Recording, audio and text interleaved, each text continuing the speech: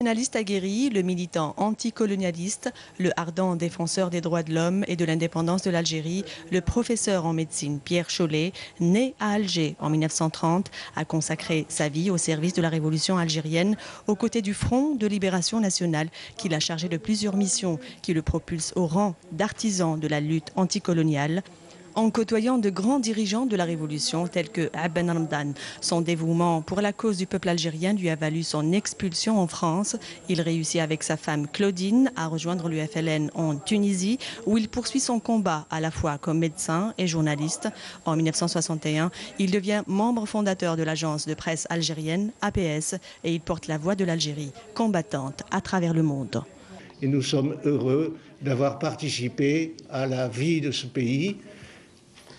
Nous avons vécu après l'indépendance ici, avec vous tous. Nous avons eu les moments de joie. Je crois que nous faisons confiance maintenant aux nouvelles générations pour trouver des solutions appropriées. Un couple de souche française qui est devenu algérien. Cette algérianité n'est pas le résultat d'un hasard ou d'un caprice. Elle est le fruit d'une décision et d'un engagement totalement réfléchi et rationnel.